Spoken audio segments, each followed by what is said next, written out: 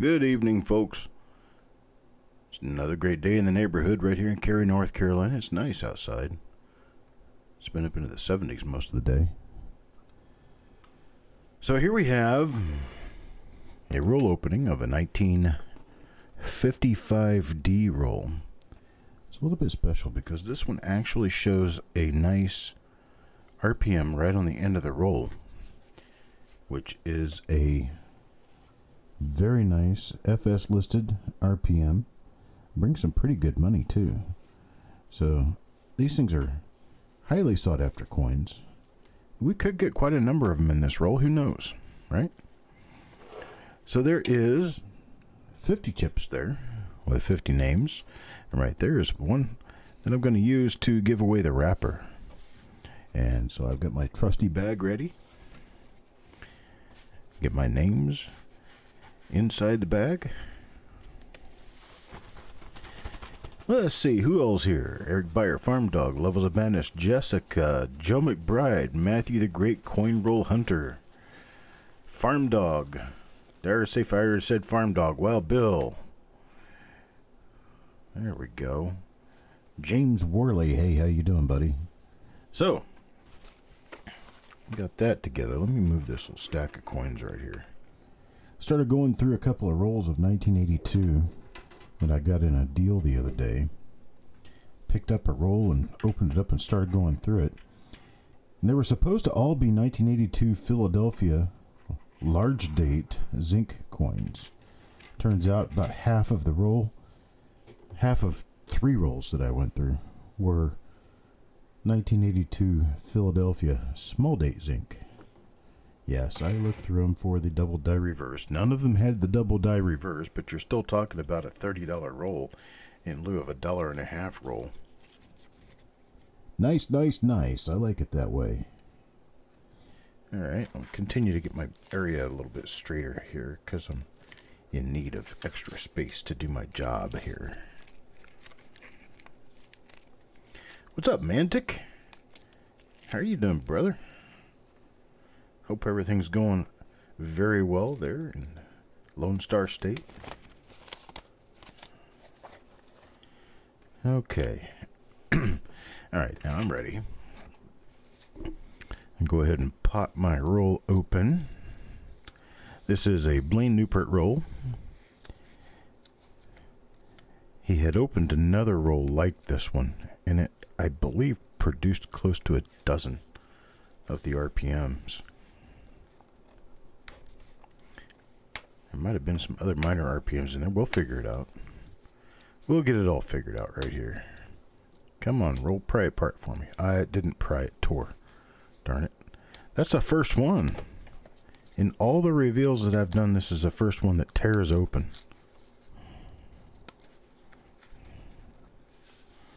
Oh, come on.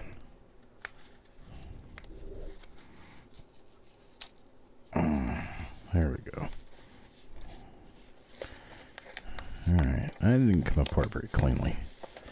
That's okay though. The coins are still good, just the wrapper didn't turn out so wonderful. Okay, here we go. Looks like we've got all nice clean coins on the inside. Alright, first coin.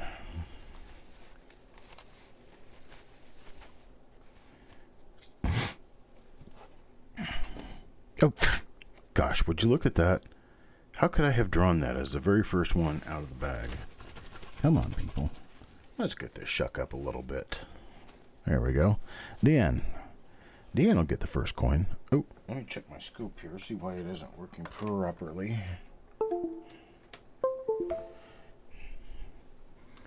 And get this thing.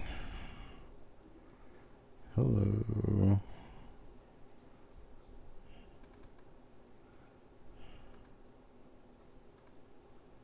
There we go. Sometimes it takes a little kick in the booty to get this thing working right. Now, let's see. Let's get that first coin under the scope and get it focused in so we can get our jobs done, right? Now, this happens to be the other end of the roll, so whoever gets the last coin in the roll will definitely get one of the RPMs because it was right out there to be seen. Hey, there's one right there. So this is mainly what we're looking for in this roll. Is that actually true? Did I get one of those on both ends of the roll? Let me take a look at this here real quick. This is coin number 50. Yep, we sure did. We got one in both ends of the roll. So there we go. That's our luck so far, huh? We got that sucker smashed right there.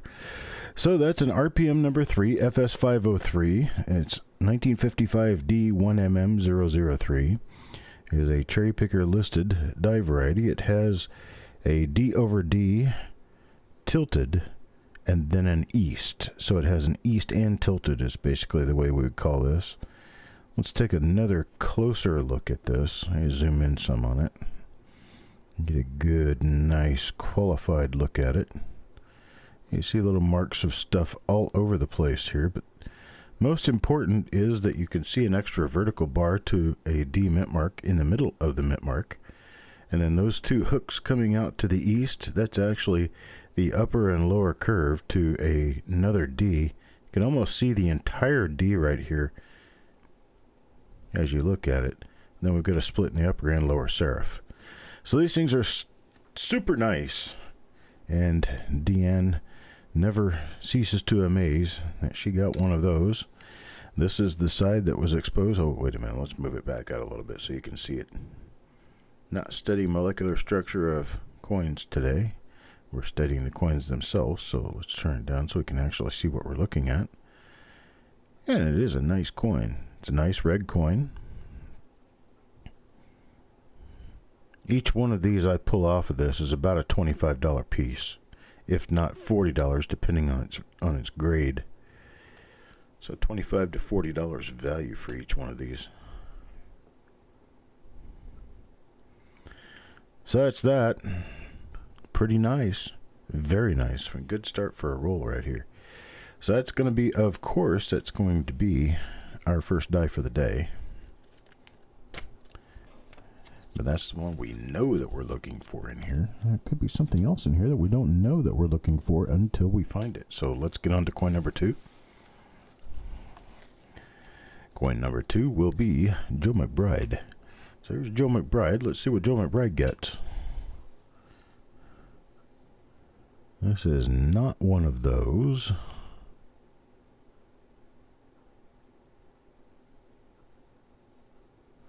I'll zoom in on this one too, because I think I'm seeing something more on it. Just maybe. Let me bring it up brighter so we can see it better. Focusing on the field instead of the mint mark.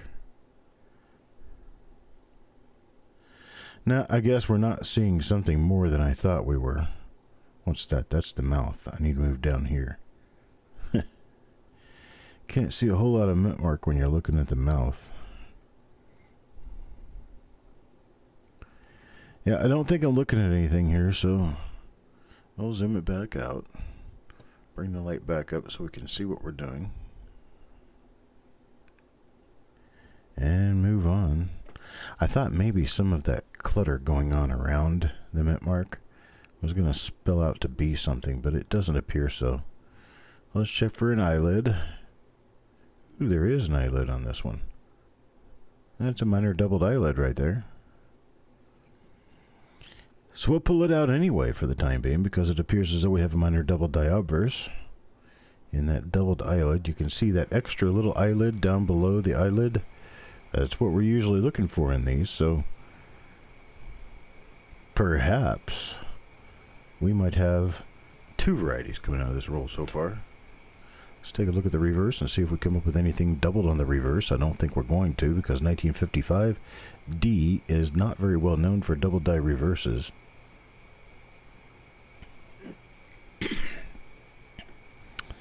Well, that's going to be die number 2 for the day.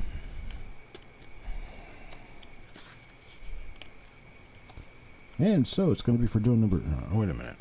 I got to write numbers on these. It's too lazy to print out the... Actually, I'm not too lazy, but...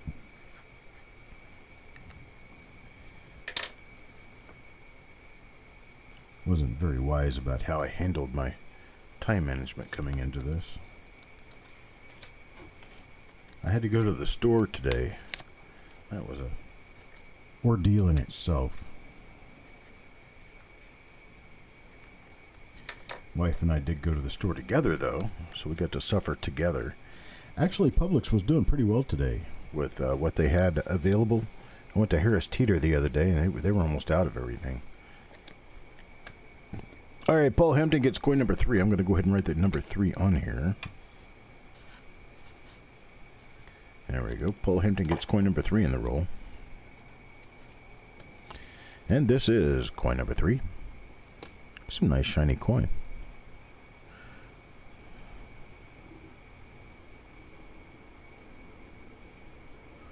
Okay, and this one does not appear to be anything of note in the mint mark area, but it does have that same little mark on it that the other one did, so it could be a doubled eyelid. It does appear to be a minor doubled eyelid, so this is another example of die number 2 for the day. Let's take a look and see if we come up with any markers that are actually really nice ones. Make this one easy to identify.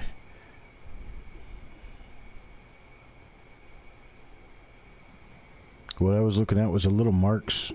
There's one just above the top of the mint mark on the left-hand side, and then there's another one just to the left of the lower serif. Little marks in the fields. Hey, Paul. Well, you got here just in time. This is your coin, and it happens to be a minor doubled eyelid. You can see the eyelid right there. Hey, Kids Are Us. How you doing, Mr. Adams?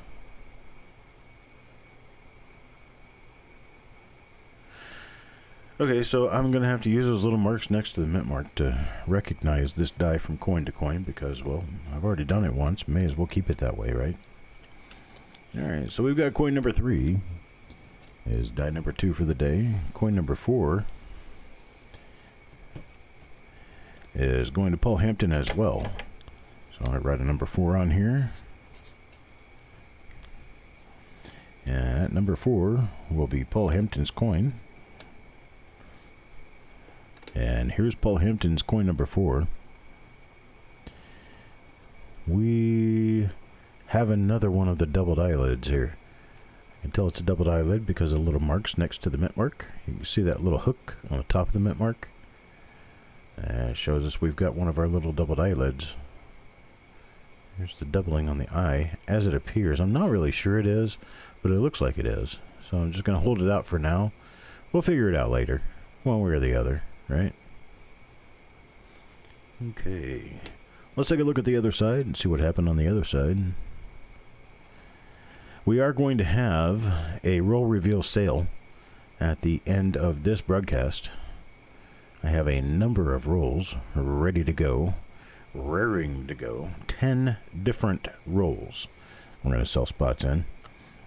And all of them are going to be relatively inexpensive.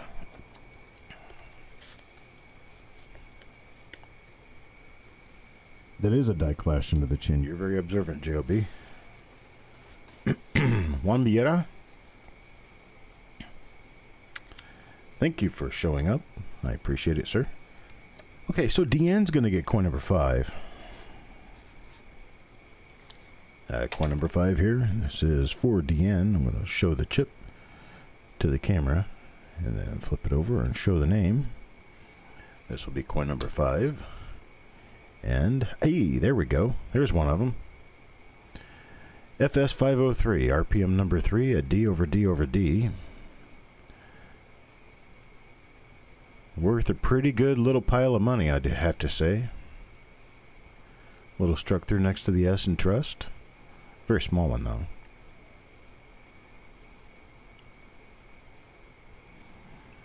But there we go. How many coins are we in now? We're in 5 coins. 5 coins. We've already got 2 of these. And we know there's one at the end of the roll. So, there we go. We're getting us started on a pretty good little slide here.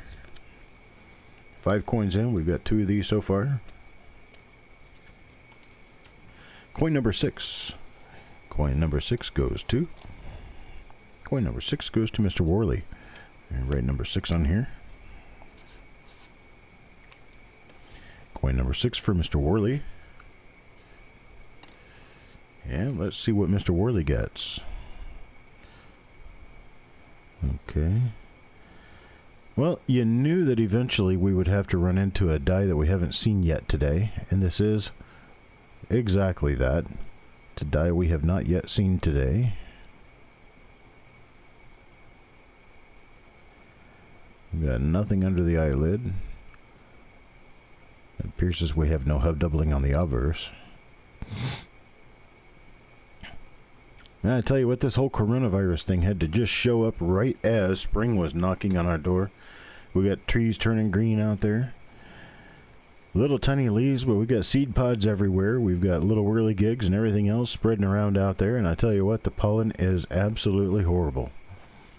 We got yellow dust on everything outside. And as soon as you walk outside, if you get hay fever, you will know it. So guess what? Sneezing and blowing snot everywhere out there, and you got this viral disease going around, and, well, people don't take too kindly to people who sneeze these days. I know, it's like an involuntary motion, but it happens anyway, right? So I go to the post office, walking out of the post office, I sneeze, and people stare at me in abject horror that I might be one of the sick. Heck, who knows, I could be. Coin number 7 goes to Kevin Speaks. Kevin Speaks will get coin number 7. Here is coin number 7. And coin number 7, I don't see anything on the date or mint mark area that will trigger my need to look very deeply into it. It looks rather normal to me. Very nice high quality coin though. It's got a lot of decent quality to the coins we're looking at here. And somebody leave their crumb on there. I'll get that off. Who's eating the jelly donuts? I'm getting crumbs on my coins.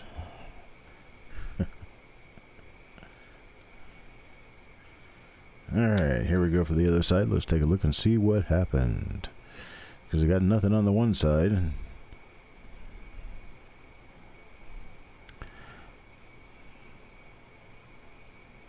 Okay, we got nothing on this side either. Let me make sure I took that crumb off of it when I wiped it on the felt. Okay, there we go. That did the job. Alright, I am sorry for the background noise here. We do have the air conditioning on because it did get quite warm outside today. So anytime you hear the wind tunnel sound behind me, that's the air conditioner running. I know it produces a lot of noise. Hello, majestic sounds of coins. How many so far? We have 1, 2 of the FS-503, and then we have 3 of a minor doubled eyelid that may or may not be listable, out of a total of 7 coins. So this is going to be coin number 8 here. Coin number 8 will go to Shannon McCord. This is coin number 8 for Shannon.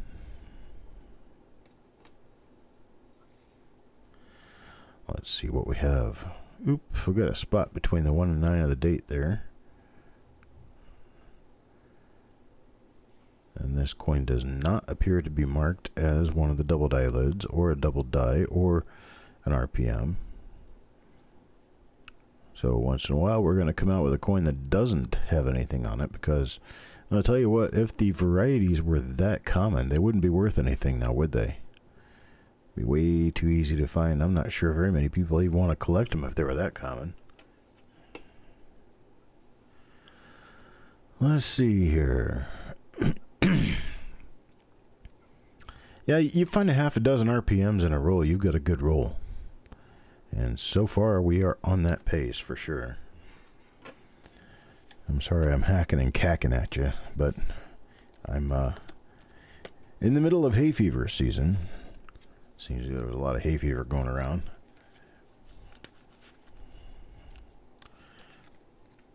Alright, there's coin number 8. Let's look at coin number 9, see what happened on coin number 9. That's going to go to Farm Dog.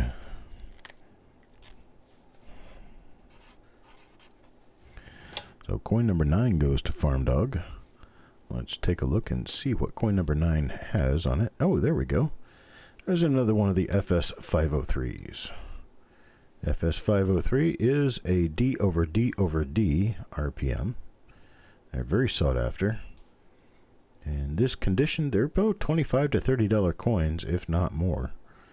Nice, bright, beautiful red MS65 will go for $30 to $40. A 66 will go above $50.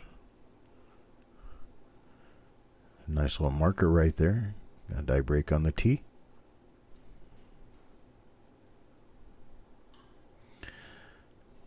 A little die crack on the upper left wheat. So here we are. We're starting a pretty good little streak here. Let's see what we got. We've got one for coin number 9. Our last one was coin number 5. So we've been 4 coins since we found our last one. We're on coin number 9 now. We have 3 of them, so that's a 33%. So we're 1/3 RPMs so far. Let's see who's next. Mr. Worley. Mr. Worley will come up next. It's going to be coin number 10.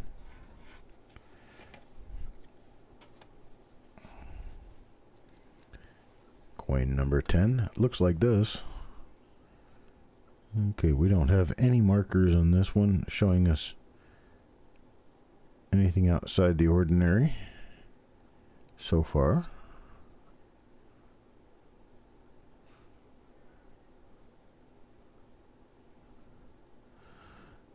Nothing there, boys and girls. Let's take a look at the other side, see if anything happened on the other side.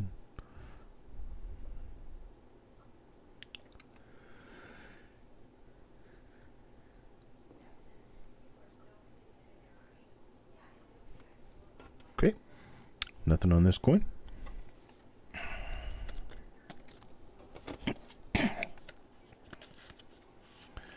One way or another, every coin is an option. It's an option for good fate, or it could just be a coin. So here's Kelly Michaud. Kelly Michaud gets coin number 11. Number 11 goes to Kelly Michaud. Got that flipped around the wrong way there. Thought it was going to be slick. Turns out it didn't turn out all that slick after all, now did it? What do we have here? Well,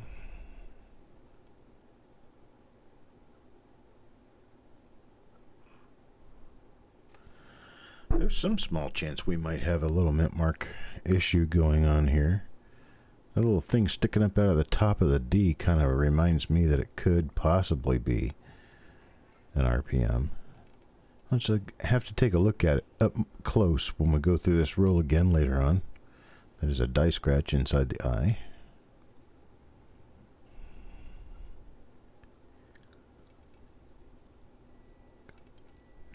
A lot of nifty little die scratches down below. But from what it looks like, we don't have anything special on this particular coin so far. Let's take a look at the reverse. There was nothing going on the reverse. I'm going to flip it over, put it in the holder, and move on to the next coin. Sorry, Kelly, we got you a normal coin this time around, but somebody has to pay the price, right? Sorry about that. Oh, look at that. Kelly gets the wrapper. So, as butchered and mutilated as it is, he gets a wrapper from a 1955 Denver roll of coins.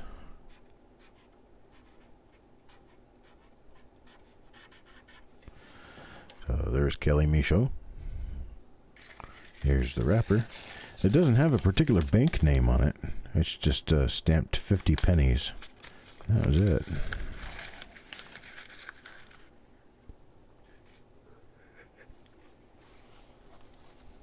There's that for Kelly Michaud. Now Kevin Speaks. Kevin Speaks is going to get the next coin in the roll. What do we get from Mr. Kevin Speaks?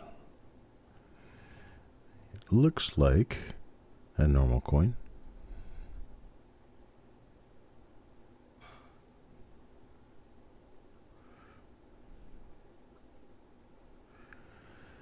We're all hoping hard that we get a lot of those FS-503s in this roll. No luck with this one. No luck this time.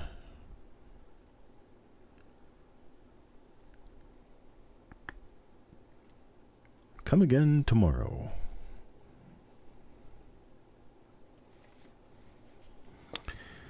All right. So that's going to be coin number 12 for Kevin Speaks.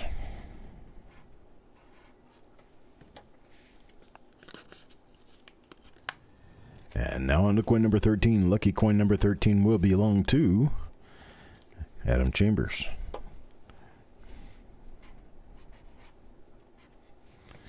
So lucky coin number 13 to Adam Chambers.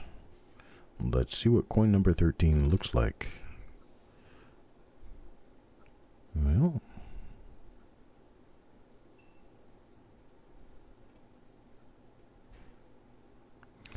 this one's going to have the doubled eyelid on it.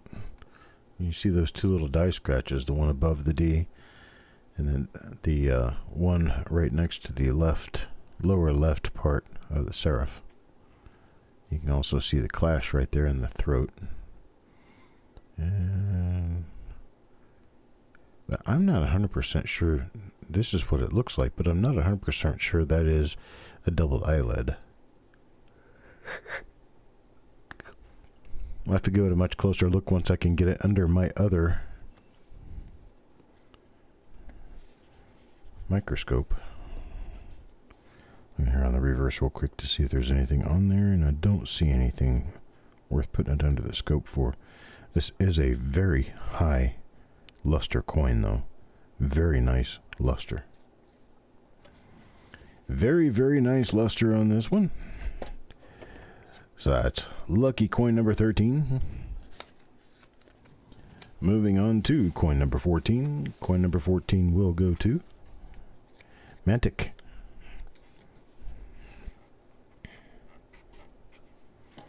So we got coin number 14 for Mantic. Let's see what Mantic gets. Ooh. Got another one with a little... Looks like a normal one here.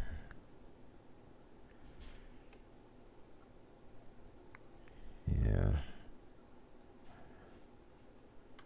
Unfortunately, it appears to be normal.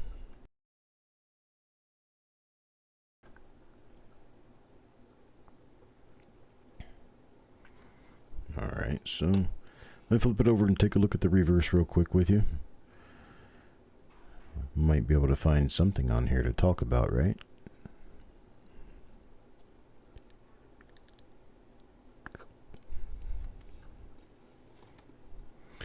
Okay, nothing there. That's the bums. Coin number 14. In and out just like that. Let's look at coin number 15 for Midnight Silver Run. Midnight only got one coin in this roll. So let's hope we got one of these for him. Nope. Nope, no such animal here. Appears as though that this one is probably going to be a normal coin through and throughout.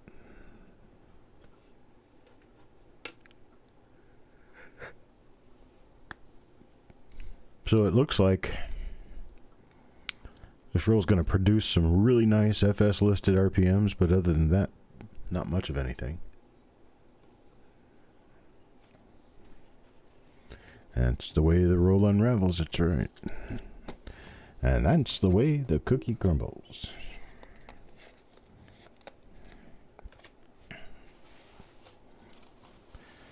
I do the cha-cha like a sissy girl. That's Bruce Almighty. Coin number 16. Coin number 16 will go to Wild Bill.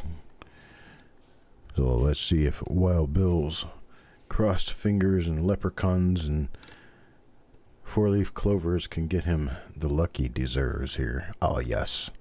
There we go. Here you go, Wild Bill. Got you a nice one. That is another FS-503. Take a look around and see what we come up with as far as grade and value are concerned. Grade, I'm going to go with a 65 red on this one. This is nice enough to get a 65 red. Nice coin. A few little obverse spots and things, but remember again, when we're looking at a coin this close up, we're bound to see all of the little tiny flaws that are on the coin. But when I back it out, here, watch what happens.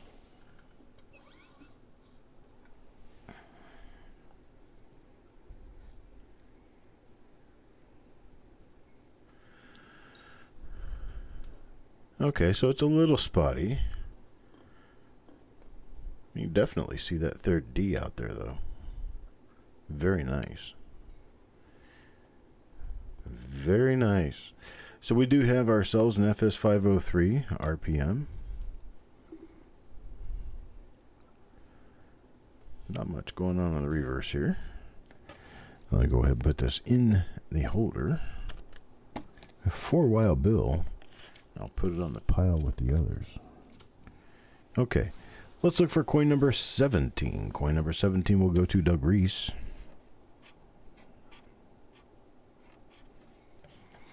Coin number 17 for Doug Reese. Let's see if I can see it from here. Well, we have a different die. This one's got a die break inside the 9, so let's scoot in and take a look.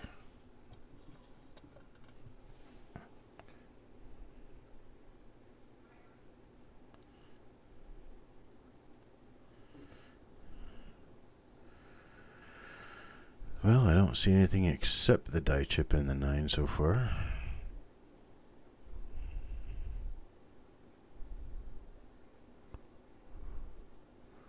No doubled eyelid. No other doubling on the obverse. Let's flip it over and take a look at the other side. Just what you wanted, huh? I'm sure it's just what you wanted. It's what all of us wanted. I wanted the whole roll to come out FS-503s, but unfortunately, that didn't quite happen. I'm good. I'm not magic. Okay. So there you go. Not magic. Rudy Alfaro. Rudy Alfaro gets coin number 18. Would like for me to do some magic right here, I'm pretty sure. So there's coin number 18 going under the scope. This is a nice looking coin. So let's see what it is. Let's see if we can get that in focus. Focus, Chuck, focus. See, look how nice and clean this coin is. It's a beautiful coin. Really super nice. Could be a 66 quality coin here. Maybe not with that big scrape on the end like that. But it'd be a 65. Nice 65.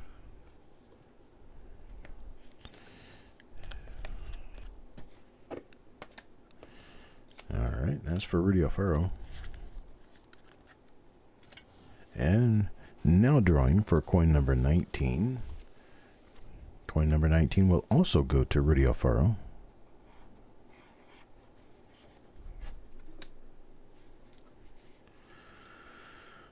Let's see if you lucked into one, Rudy. No, sir. Not this time.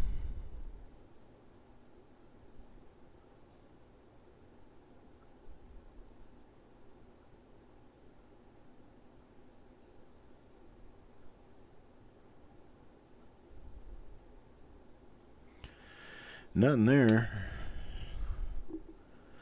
Now, generally when I'm looking, I use about the same basic pattern when I look at coins, simply because I had to pick something and get used to it so I wouldn't miss anything.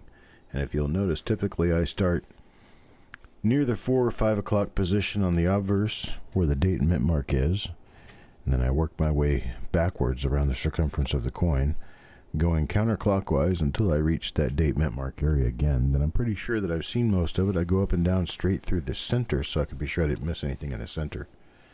Then I do the same thing on the reverse, out of habit, basically. There is no right and wrong way to do it. Wrong way to do it would be a way that would reveal that you're not looking at everything, then you're going to miss something.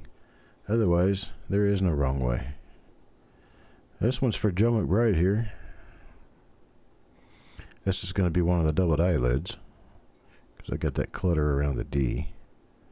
And we look here, and we see that little nub of something sticking out underneath the eye, which could be a doubled eyelid. So I'm holding all these out as die number 2 for the day. So Joe McBride does come out with a die number 2 for the day. Did he already get one of those? Yeah, he did. Actually, I got 4 of those, and there's only 2 people that have all 4 of them. You got Joe McBride and Paul Hampton. So there's that side. Looking around on this side, I don't see anything so far. Joe got 2 and Paul Hampton got 2. I don't think there's going to be anything to those. Just letting you know now. They probably will not end up listable, but because I saw them, means I need to look at them again.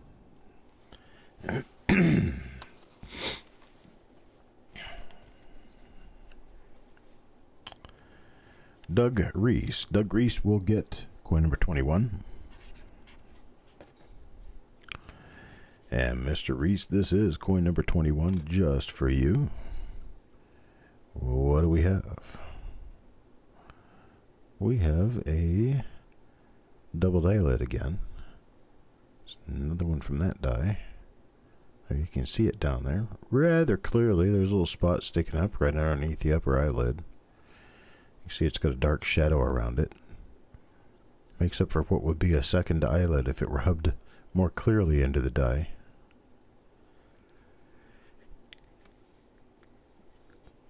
Nothing else there. Let's see what we see on the reverse. We know the reverse is going to be normal as far as hub doubling is concerned, because we've already seen a number of coins in this roll from this die.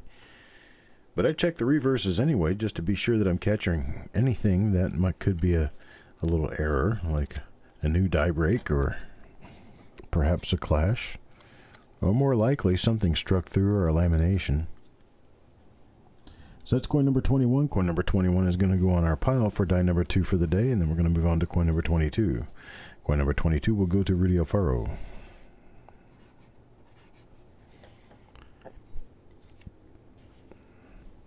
Coin number 22 reveals that it is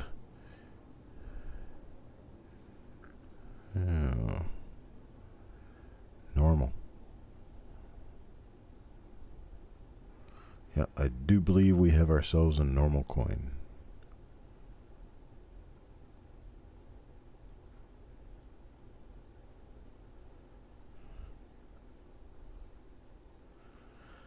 Well, that's not too bad.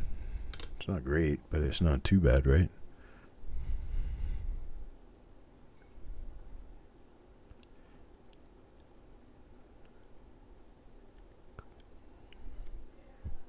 Now we've got no hub doubling or anything on the reverse to look at.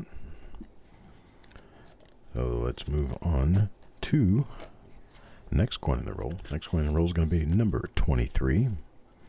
Coin number 23. Hey Rudy, hey Jeff.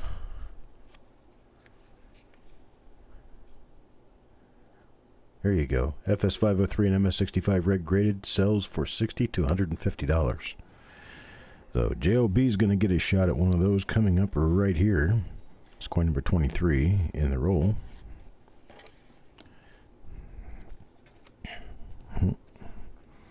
Name on the right. All right, JOB, let's see what you get. No. It is not one of the FS-503s.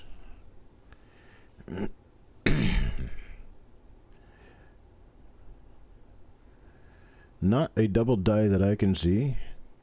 Also not an RPM that I can see. Let's take a look at the reverse and see if anything better happened on the reverse. Let's see, what is this? A streak of color running through the coin. That's interesting.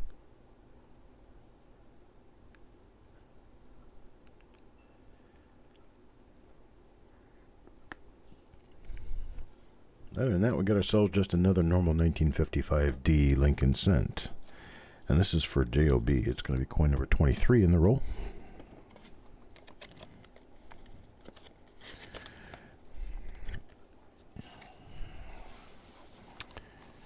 And now for coin number 24. 24 goes to Wild Bill.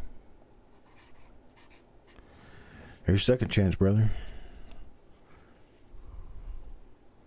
Gosh, bright coins, though. Really nice coins. Okay, we're not coming up with one here. But this coin is superbly bright. The die cracks all over the head. I don't think I've seen one like this before in this roll, so that means this could be the first coin like this one in the roll.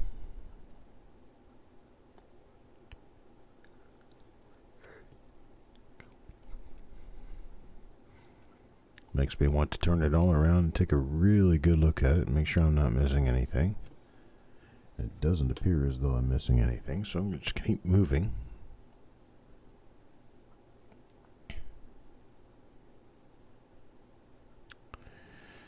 Got nothing on this coin. Just a very nice coin. And Wild Bill gets that one, coin number 24. Coin number 25. Halfway through the roll. Hello, hidden. We got Vidal Gonzalez. It's coin number 25.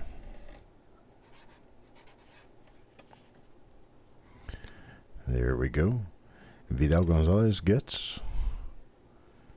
Well, it's not going to be one of the RPMs. It's also not one of the doubled eyelids. So it looks like we've got a tiny bit of a skunk going on this one. It is a pretty nice coin, though. Don't forget that most of these coins are Gem BU.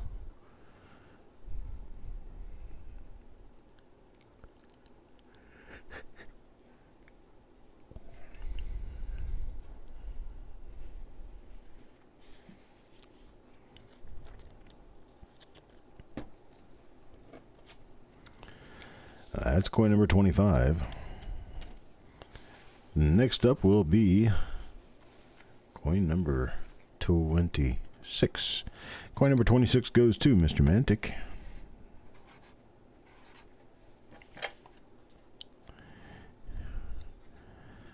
And there we go.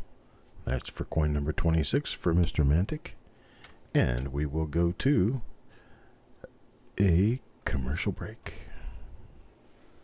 Be sure to check out and subscribe to Mantic Coins on YouTube, where host Shay Hoffmaster takes you through a fun-filled tour through numismatics to include coin auctions, educational videos, live roll hunts, and much more. Come join in the educational fun with Shay. Search Mantic Coins on YouTube and subscribe today.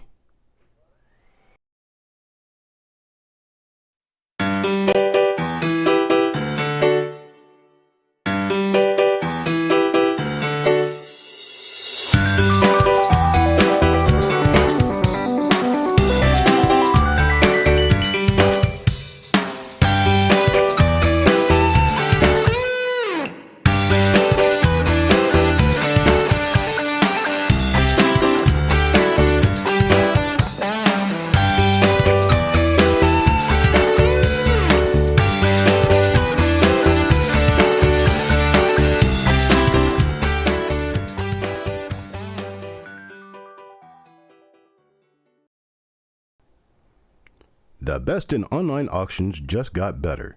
Now you can enjoy Coin Night live auctions twice weekly with the addition of CNLA Weekend Edition with your host, Jessica Johnson. All the same excitement and the same great deals with a new host and at a new time. Come join in the fun this weekend.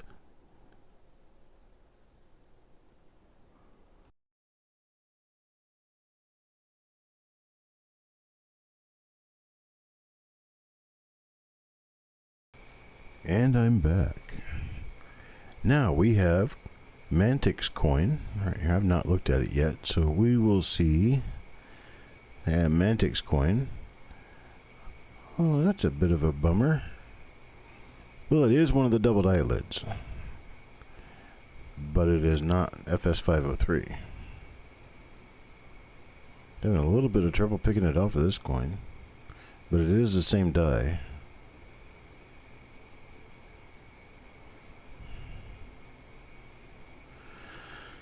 It's kind of funny, the flight path for Raleigh-Durham Airport runs over my house, and typically on a given night between the hours of, say 4 in the afternoon and 10 or 11 at night, we hear a plane land about every, I'd say 2.5 to 3 minutes. Today, we've got planes landing at the rate of about 1 per hour. It's kind of weird. The skies are clear up there. No airplanes most of the time right now. Just the way things are working out. Hi, Blaine. What have you missed? What have you missed? You've got 26 coins down. You've got 4 examples of FS-503, and you've got 2, 3, 4, 5, 6 examples of a minor doubled eyelid RPM, or minor doubled eyelid double die. And Shannon McCord is going to pull out coin number 27.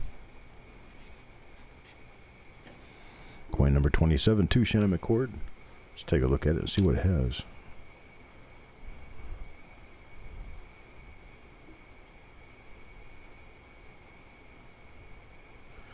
This is going to be one of our doubled eyelids. Right there you can see just a little bit of doubling below the eyelid. Just a little bit. Happy little coin, lives right over here. Has 2 eyes where there belongs to be 1. So we'll take a look at the reverse of this coin to see what happened on the back side.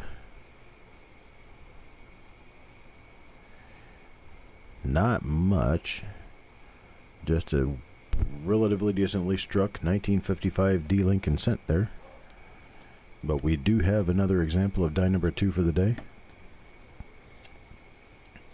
And that's going to be coin number 27.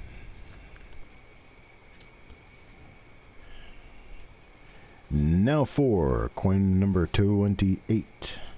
Coin number 28 will go to DN.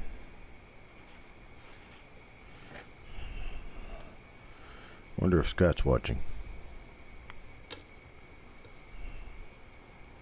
Oh. It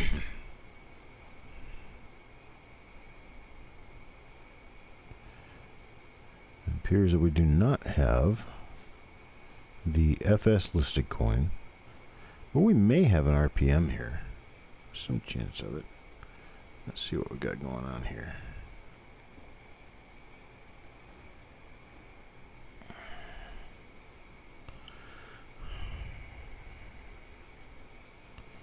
They brighten it up considerably. I'm looking at that mark on the inside of the mint mark.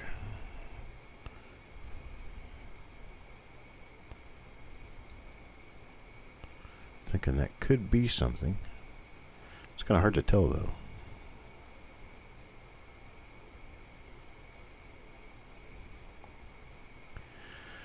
Looks like it might be a bar going across the lower part of the mint mark. I'll have to hold this out and take a better look at it later.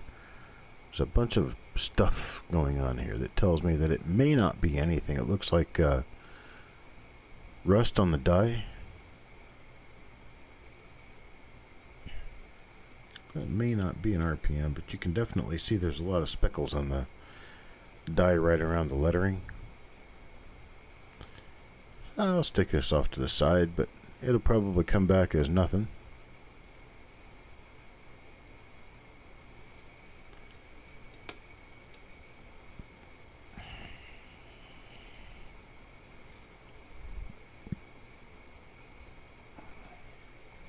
Our percentage of FS-503s isn't quite as high as I thought it would be.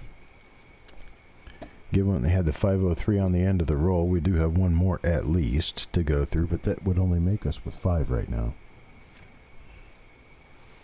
I'd be kind of more interested in seeing 10 to 15. Shannon McCord. Shannon McCord will get coin number 29. Coin number 29 to Shannon McCord. Let's take a look and see what the coin gods left us here. Looks like a relatively normal coin, unfortunately so. Unfortunately so.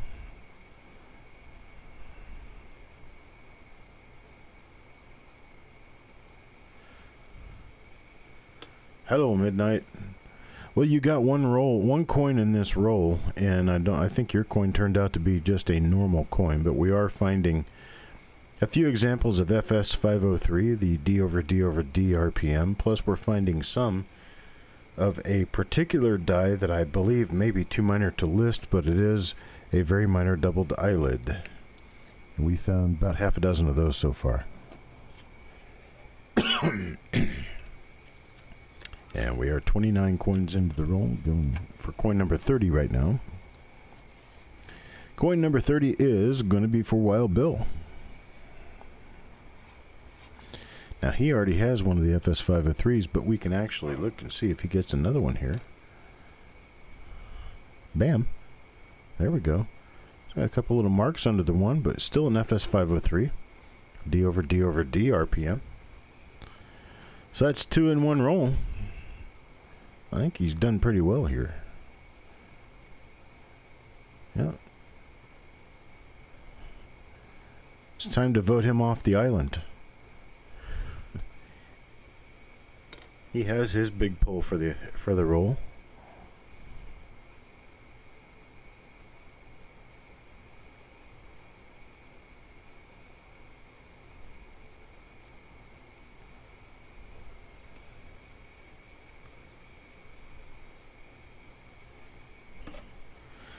All right, there we go. There's another FS-503. RPM number 3, 1955D 1MM003. And that's for Wild Bill. Now let's take a look at coin number, which would it be 31 for cent order. Coin number 31 for cent order will look like this. Yeah.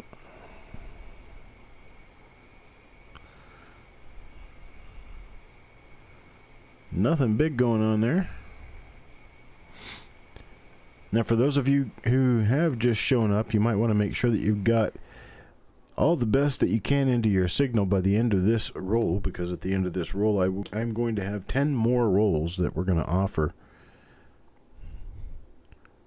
up for reveal, which will start tomorrow and run through the weekend. Got nothing on that one. They're going to be rather inexpensive rolls. They're going to be there more for the entertainment value than for attempting to pull high value coins out of them.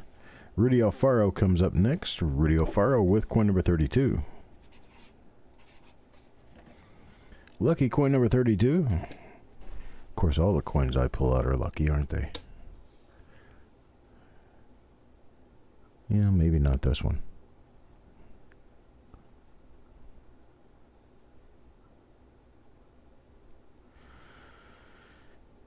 Okay, so I'm not seeing anything on this one.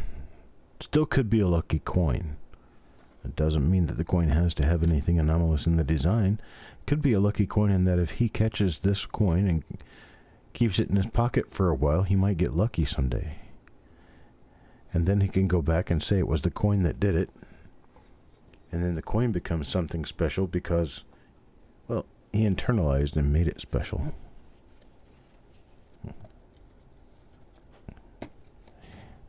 All right, there we go.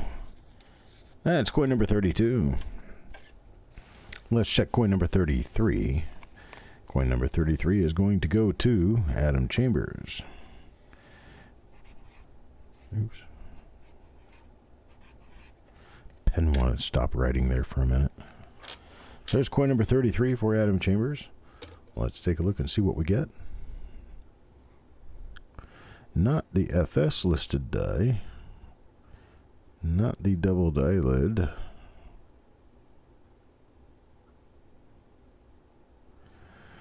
Nothing.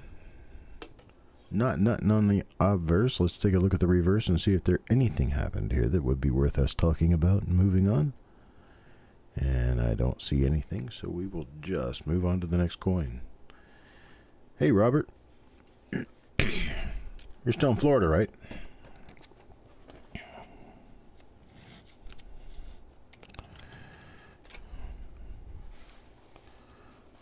They probably shut down just about everything down there. All right, Paul Hampton. Paul Hampton's going to get coin number 34.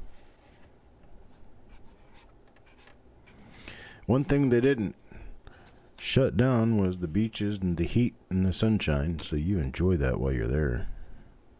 Hey, looky there. There's Paul Hampton's. Paul Hampton got him an FS-503.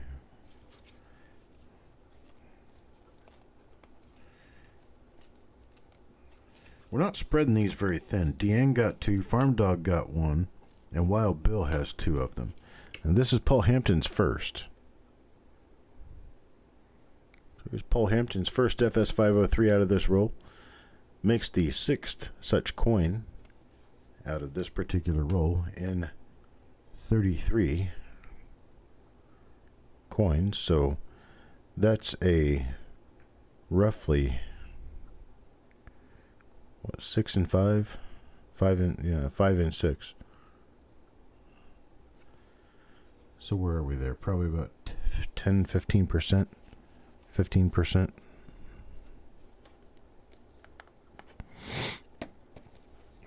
Works for me. I'd like to have twice that many, but 18%. So I was thinking around 15. 15. Oh, it wasn't too bad for a guess, was it? Adam Chambers gets coin number 35.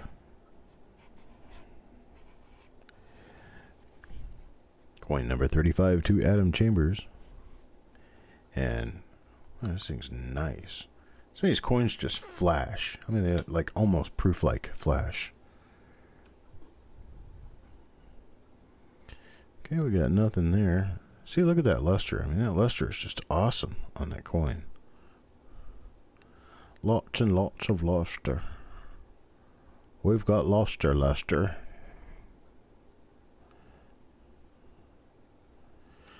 Got nothing else going on there. You take care too, hidden numismatist. You take care of yourself, buddy. I'll get you payment on that computer in the morning. Or tonight.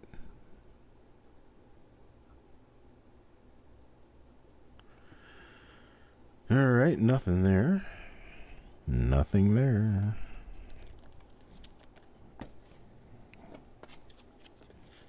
And that was Adam Chambers, coin number 35. We'll look at coin number 36. Coin number 36 will be for CMOS Omaha. CMOS, if you happen to be in-house, this is your time to shine.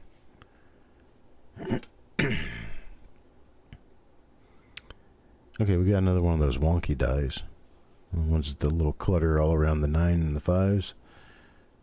A little strange. But it's not a double die. It's not an RPM.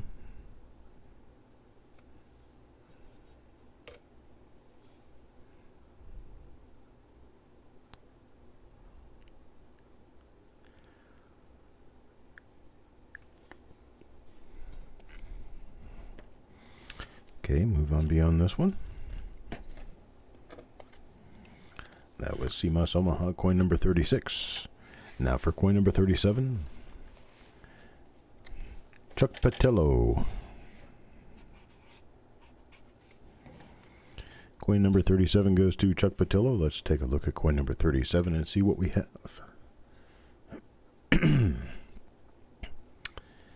Well, it appears to be a normal coin.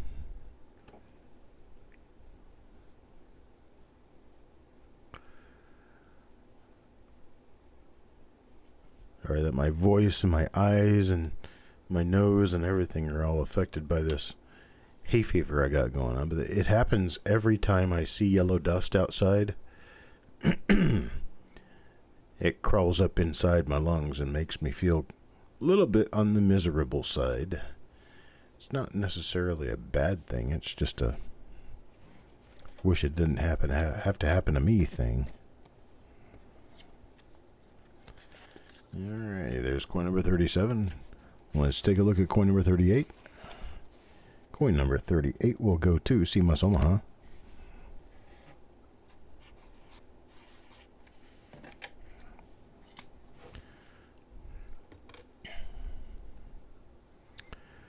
And this one happens to be one of the doubled eyelids, as it appears.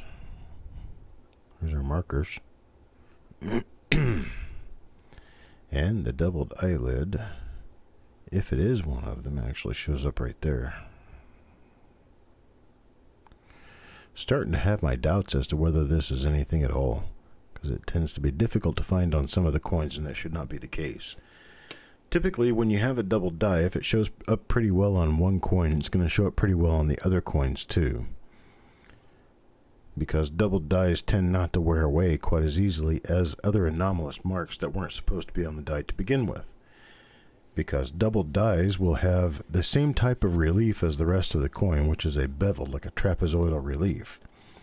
It releases well from the dies, whereas when you have damage or scratches or scrapes or pick marks in the die, they're not going to release very well when you strike the coin. What that does is it wears the die away a little bit faster.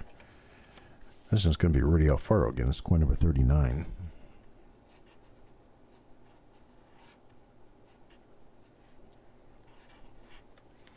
Wow. I feel like I just had a bug fly into my eye, but I know that didn't happen. Rudy Alfaro. Let's see what Rudy gets.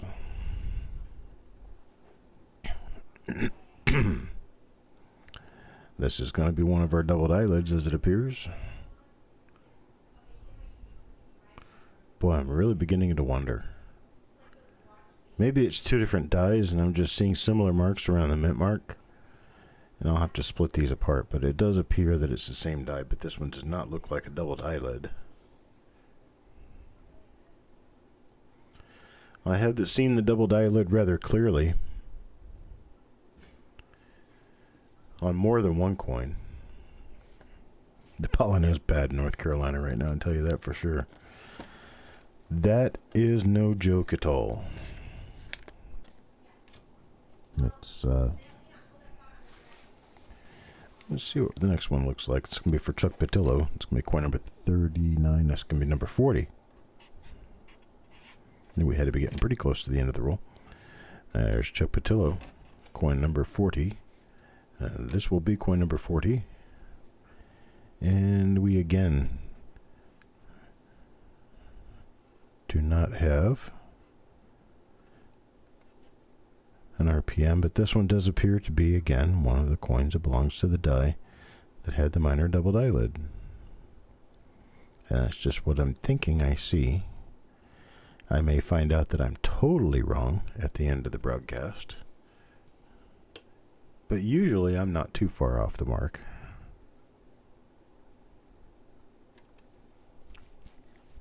Sometimes what happens, what it turns out to be, is that I saw something that looked like a hint of something, so I'd go ahead and call the shot, put it off to the side, and then when I look at it later, it's like, that really wasn't much of anything. So that's when I have to recant what I said and just go back to, well, this is kind of a normal coin.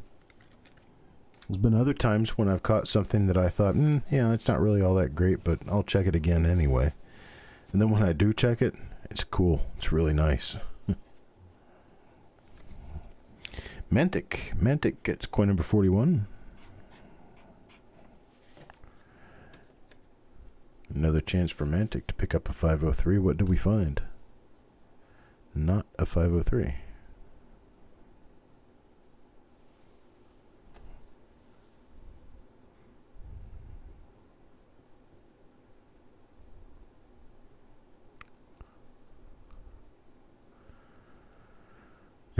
Yeah, no more social distancing of our RPMs.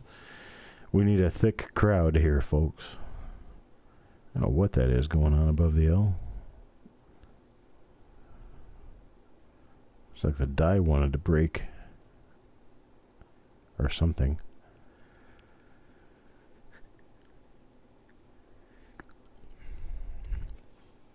Alright, nothing of note on the obverse. Let's take a look at the reverse and see what we come up with on there. rather similar reverses, all of them relatively high shine coins. A lot of them have old clashes. A lot of them are of later dice date. And a lot of them are relatively mark-free, which makes them really nice for a grade. There's Mantix coin number 41. Mantix coin number 41 we're going to call out as a normal coin. We're going to keep moving on. And Vidal Gonzalez gets coin number 42.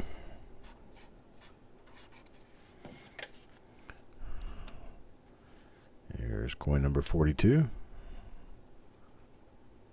And it is another normal coin. This one looks like it has a few spots on it too.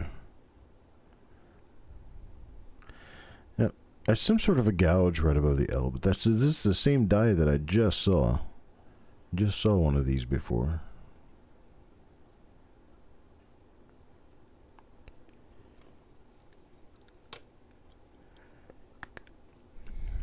Hello, Feudal Hertz. You're just in time to get yourself involved in additional rolls that we're going to be doing for this week. I didn't get a chance to add them to the end of the auction yesterday, so they're going to be sold today. Grand total of 10 rolls. We're coming up to that here very shortly. Wild Bill gets coin number 43. Coin number 43 will go to Wild Bill. And it is not a 503. Pretty much all we're after right now is trying to get those 503s out of here. Get as many of them as we can find.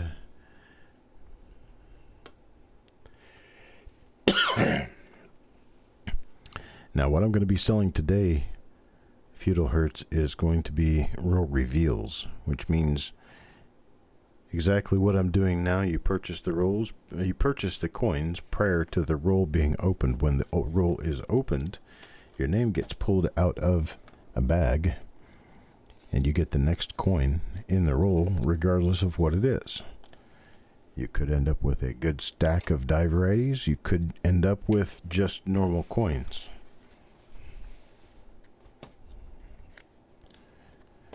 Doug Reese will get number 44. We will have rolls for sale. Actually going to be selling some rolls coming up. I believe this coming week I'll put some more rolls up for sale. Ooh, there we go. Doug Reese gets one of them. It's an FS-503 D over D over D RPM listed by the Cherry Pickers Guide. Nice better dollar coin. I'm at least a $25 to $35 coin here, if not 50 to 60.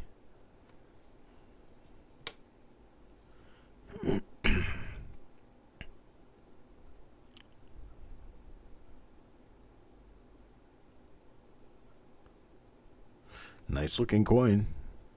Doug Reese gets one of them. So we get a pretty decent shot out of this roll.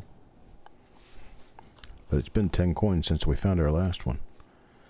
Kelly Michaud. Kelly Michaud will get coin number 45. And coin number 45 looks exactly like this.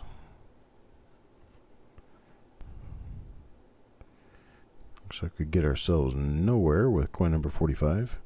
See, I'm seeing that again. I don't think those other ones are actually... Yeah.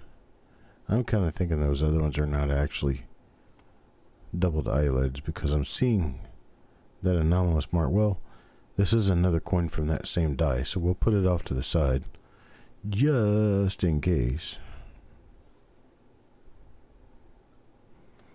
That I did not notice at first.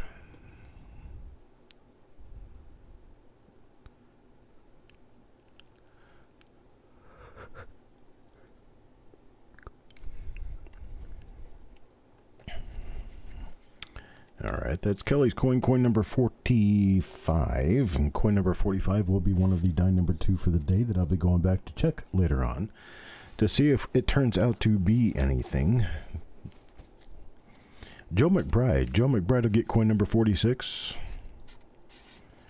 Let's take a look at what we get for Joe McBride. Coin number 46 is, looks like it's going to be one of those, yep, it's going to be one of those doubled eyelid coins. And there's a little eyelid again. So we're running into a whole dozen of these things. Too bad we couldn't swap those out for the FS-503s. I'm sure you want to. I would want to, that's for sure. Always nice when I can pull out coins that are worth more than what you're paying to get them. That makes me a champion. I am the Great Oz.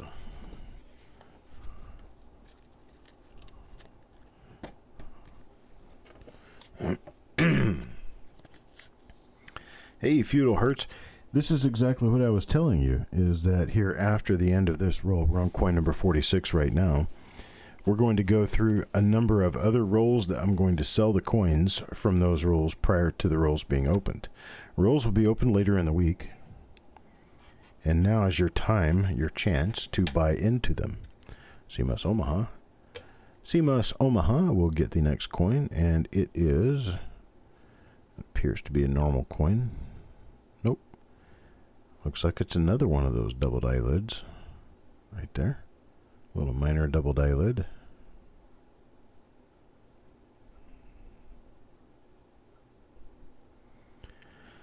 Vida, we got a few decent, nice ones, but not a whole lot. We got, what, about a half a dozen of the FS listed RPM for 1955D. We got 3 coins left in this roll. Gonna have coin number 48. 48 will go to Mr. Mantic.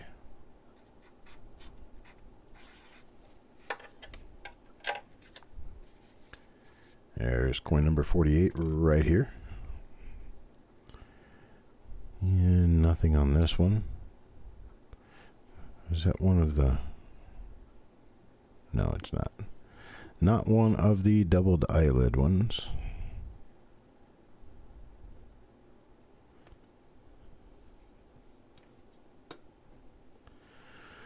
Did you get lucky? I think there's a chance of it. I have to go back and take a look.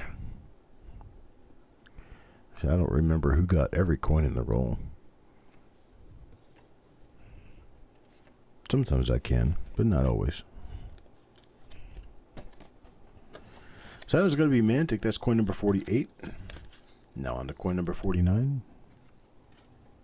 Coin number 49 is going to go to Rudy Alfaro.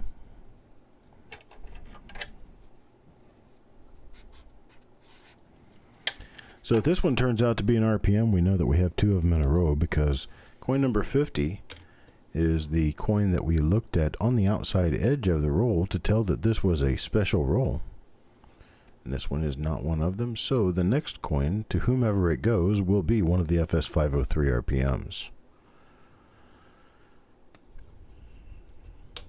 Take a look at the other side of this one and see if there's anything on here.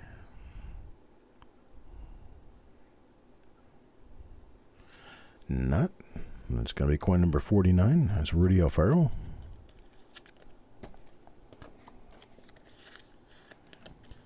Now, coin number 50. Coin number 50 goes to Chuck Patillo.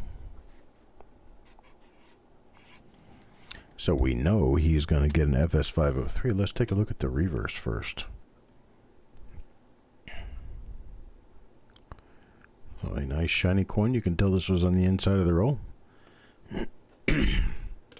And on the obverse, a few spots here and there, but it's definitely one of the FS-503 coins. A really nice example. Nice, good going. Good going. So we have here another FS-503 for the 1955D. And all together, for the 1955D FS-503, we have 1, 2, 3, 4, 5, 6, 7, 8 coins. 8 coins out of the roll. And then we have another 1, 2, 3, 4, 5, 6, 7, 8, 9, 10, 11, 12 that I need to research and see if they're a listable double die. If they're not, they'll just go back into the rest of the pack. And then all of our regular coins. This is what all of our regular coins look like here. And so that's it, folks. That's it. I appreciate it. The 1955 D roll. Now let's get on to the part that other people have been waiting for. Jessica, are you still around?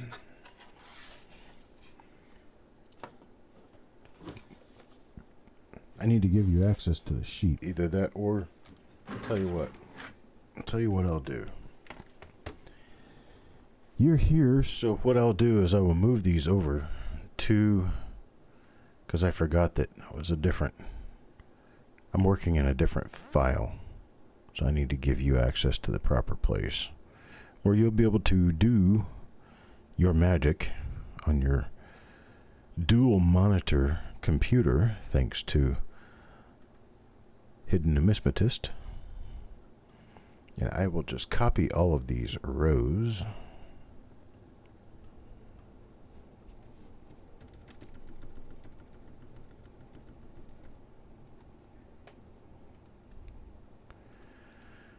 Insert more rows up above, and then I will start right here.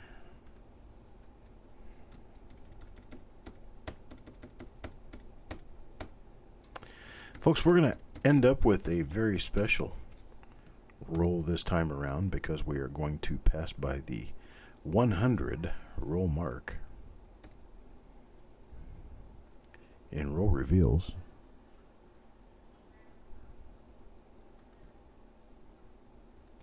Waiting for this to fill in. There we go. Okay, so they are in the Coin Night Live Auction file in the spreadsheet for Coin Night Live Auction. They're going to be in the 31732 sheet.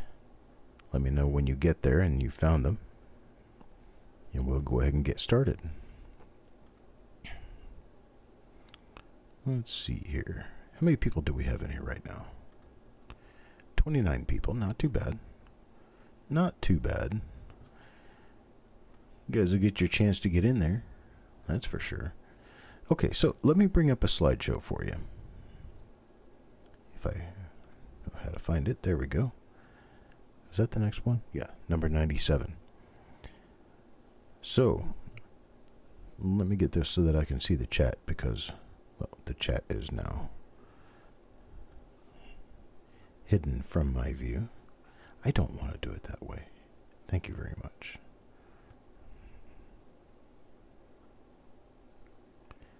Got an error on your PayPal and lost the invoice. Yes, I can do that for you. I can send that to you again. Okay, so everybody should be able to see a slideshow here that I've got started with the coin roll hunting slides for roll number 97. Roll number 97 will be a 1959D Detroit Fed Reserve wrapped roll. It's the Detroit branch of the Federal Reserve Bank of Chicago.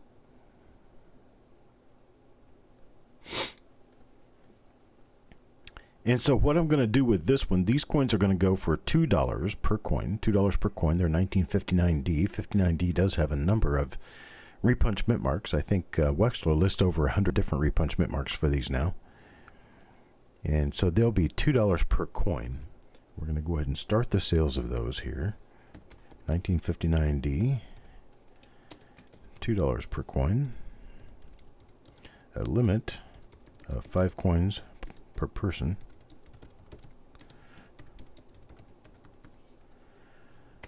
There we go. Got you started. Just tell me how many you want up to 5 coins. It will get you on the list.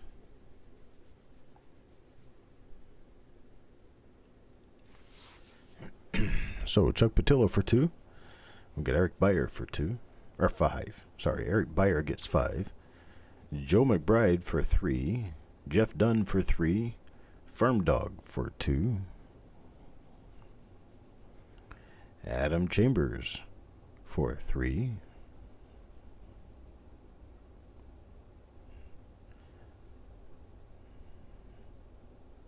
I'll let her catch up here a little bit. Farm Dog for 2, Adam Chambers for 3. Levels of Madness will take 5.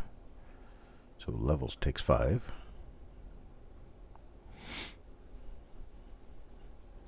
Deanne will take 4.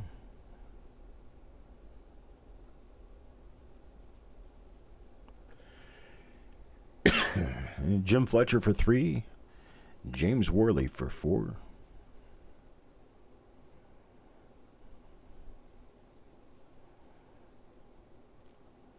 Paul Hampton for 5. Steve A for 2. Stonecutter takes 3. Wild Bill takes 5.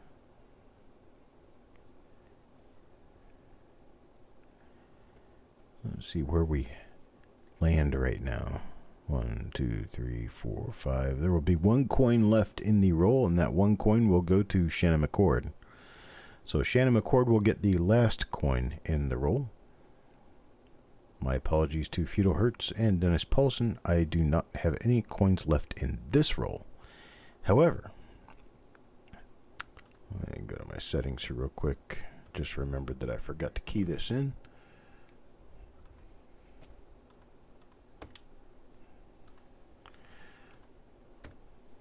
So we have this one. It's a 1963D roll. It's a Cleveland Fed wrapped roll. It's a Federal Reserve Bank of Cleveland. We're going to be doing these at $1 per coin. So this is 1963D Fed Reserve wrapped. $1 per coin. A limit of 5 per person.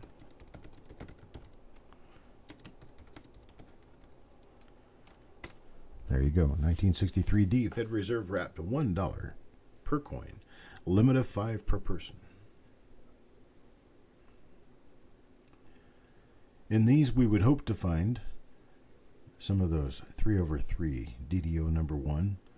There's some RPMs in this. There's other double dies in this, and there are some double die reverses in 1963D as well. Shannon McCord, you've got, you see 5 on there. Shannon McCord for 5. Joe McBride for 5. Levels of Madness for 5. Chuck Patilla for 2. Farm Dog for 3. Eric Beyer for 5. Jim Fletcher for 3. Jeff Dunn for 5. Paul Hampton for 5.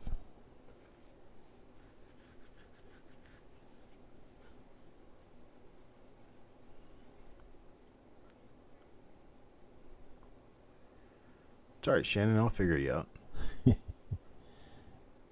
Any double bids are disqualified immediately. No, that's not true. We just won't count you for the second time. Let's see, Paul Hampton got 5. Who's next? Steve A got 2. Adam Chambers for 3. Doug Reese gets 5. James Worley gets 4. Wild Bill gets 5.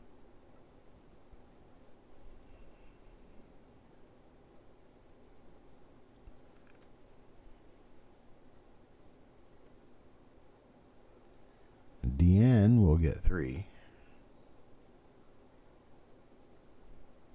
And we'll have to see where we are from there. Uh-oh. We ran out of coins at James Worley. James Worley gets 2. So that means Wild Bill, Deanne will not get into this roll. My apologies for that. So Wild Bill and Deanne do not make it into this roll. So here we are for the next roll. The next roll, how about that? 1970S. Mechanics Bank, bank wrapped roll. It's an original roll of 1970S. There's no telling what could be in there. We're going to do these at $3 per coin. So it's 1970S OBW at 3 per coin. A limit of 4 coins.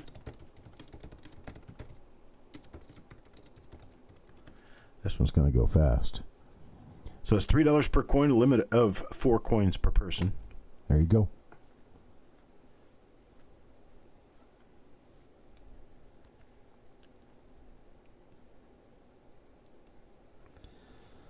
So levels will take 4 of these. Midnight Silver Run gets 1. Chuck Patillo for 3. J.O.B. gets 2. Joe McBride for 3. Wild Bill's Hobbies gets 5. James Worley gets 4. Adam Chambers for 3. Shannon McCord for 3.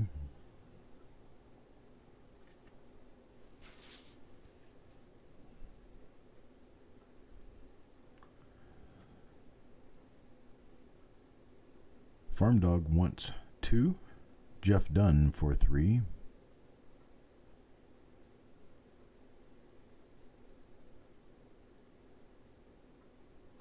Wait a minute, I put a limit of 4 coins per person on this. Did we not? I'm not sure whether I caught that or not. Wild Bill should only have 4 up there. That is correct. Okay. You're more on top of it than I am, Miss Jessica. So Wild Bill, there was a limit of 4 coins on there, and I said 5, but I should have said 4. James Worley for 4. Adam Chambers for 3. Shannon McCord for 3. Farm Dog for 2. Farm Dog only gets 2 up there. Jeff Dunn for 3. Doug Reese for 4. DN for 3. Stonecutter for 2. Just put Stonecutter in that slot. And then you can just put another one down for him later. That's not going to matter either way. The order they show up in here will change as soon as we sort. So it doesn't really matter. There you go. Let's see. Paul Hampton wants 4. After that, we're running low. Let's see. We got Paul Hampton for 4. We're going to get Jim Fletcher in for 3. And then Eric Beyer will get his 2. And that's it.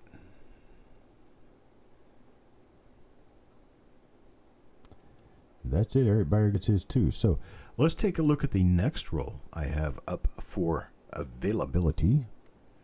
How about this? There's a 1972P original machine wrapped roll. This is different from the 1972 rolls that I've sold in the past, even though they're in the same wrapper. They are from a different place and a different time and a different source. So there's no telling what's going to be inside of these. We're going to do these at $4 a piece. $4 a piece. We're going to limit it to 4 coins per person. So 1972 Philadelphia, $4 per coin. Limit of 4 per person. Don't get started yet. Don't get started yet. Wait till I say go. Alright, give you guys just another second or two to cock your guns. And there we go. Has to show up underneath my post. So Levels of Madness gets 4, J.O.B. for 1. Adam Chambers for 3, Midnight Silver Run for 1. James Worley for 4.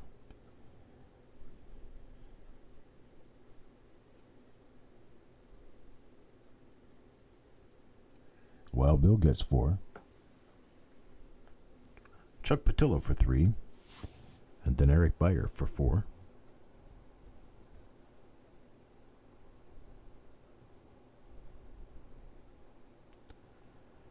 Yeah, those satellite rolls are actually pretty cool looking. They look very war games. Look very 70s and 80s. Although these were mainly used from 1971 through 1975. Generally, you don't see very many rolls after 1975 in these wrappers. I've seen them up to 1977, but they're more common up to 75.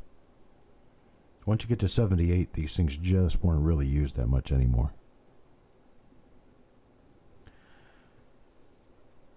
So there's Wild Bill with his 4. Chuck Patillo with 3. Eric Beyer for 4. Firm Dog for 2. Jim Fletcher for 2. Jeff Dunn gets 2. Paul Hampton with 3. Joe McBride with 3. Steve A with 2. Doug Reese gets 2. Deanne will get 1. Stonecutter for 3. Shannon McCord for 3. And then Dennis Paulson will take 4. But Dennis Paulson, you're only going to get 3 of those because I've run into 50 coins. So you get 3 coins out of this roll.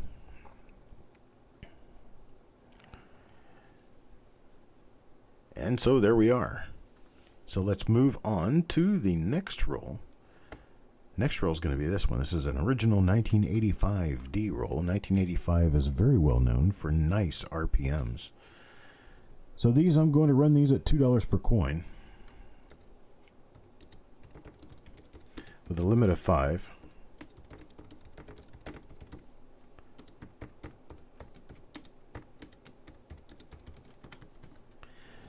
So $2 per coin, limit of 5 per person. There you go. $2 per coin, limit of 5 per person. 1985 D. Adam Chambers will get 2. Eric Beyer gets 5. Shannon McCord for 3. Midnight Silverman will take 1. Joe McBride takes 2. Paul Hampton for 5. Chuck Patillo for 2. Jeff Dunn for 3. Jim Fletcher for 2.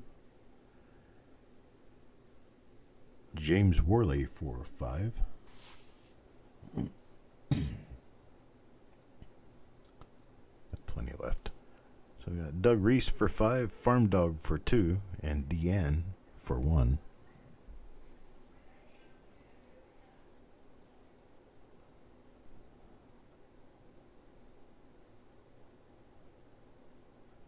Got Farm Dog for 2, and then Deanne for 1. That rounds off the list of what we've got spoken for so far. We have a total of 13 coins remaining.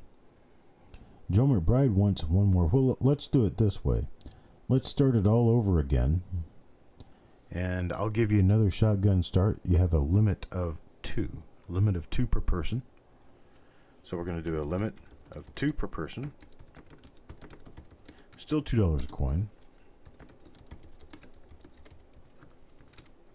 There you go. Start all over. Limit comes back up to 2. So we got Farm Dog for 1. Joe McBride for 2. Paul Hampton for 2. Deanne will take 1. And Wild Bill takes 2. Still leaves us with a total of 4. Eric Beyer wants 2 more spots. Still have a total of 2 remaining. And on the 2 remaining, I'll give you another second or 2, and then we'll just go ahead and reserve them and sell them, or actually probably give them away at the event.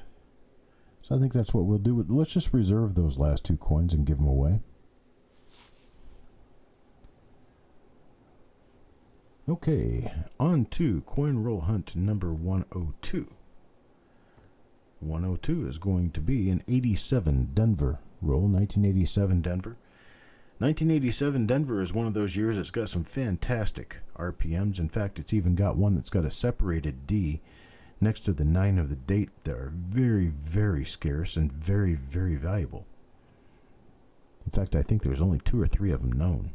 Who knows this roll could contain? So let's do this. 1987 D. We're going to do these at $2 per coin. Limit of 5 per person.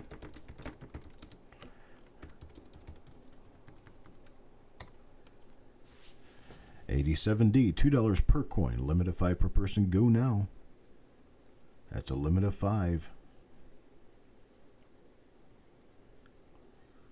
Not really that much in 86 that I want to look at. I don't think there's a whole lot of...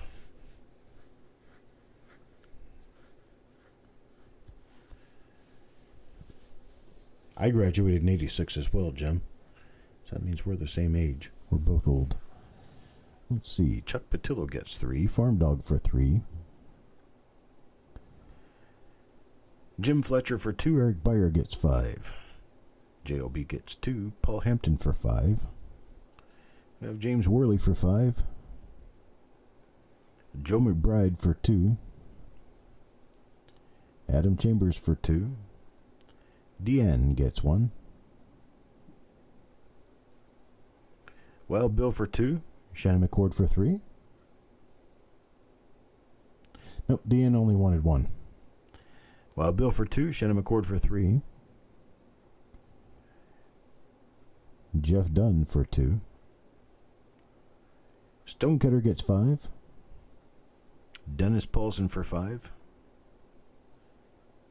And what do we have left after that?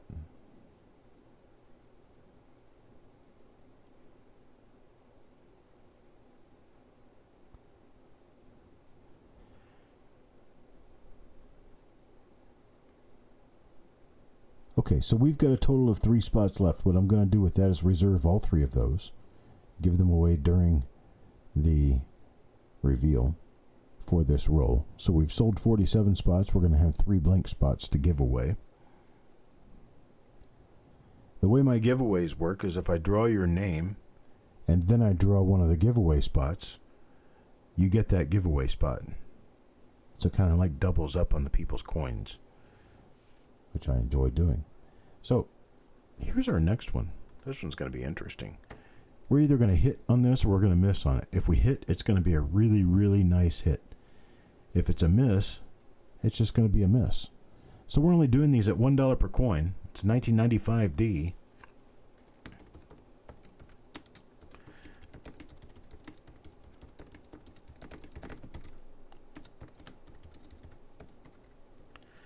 It's going to be a limit of 5 per person. It's $1 per coin, limit of 5 per person. You can go now. We're either going to hit on this one or we're going to miss on it. That's just the way it is. And if we hit on this one, it's going to be nice. It's going to be really nice. So we're going to pop a chance at it and see what happens.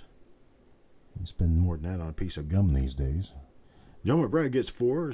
Midnight Silver Run for 2. We got Adam Chambers for 4. Eric Beyer for 5. Levels of Madness will take 5. Jeff Dunn gets 5. Farm Dog for 3. Jim Fletcher for 5. So I know you guys really like lesser expensive rolls that we can find really good stuff in. We got some heavy hitter rolls coming up next week, though. Working on trying to get in a 1943 roll that's never been dug through.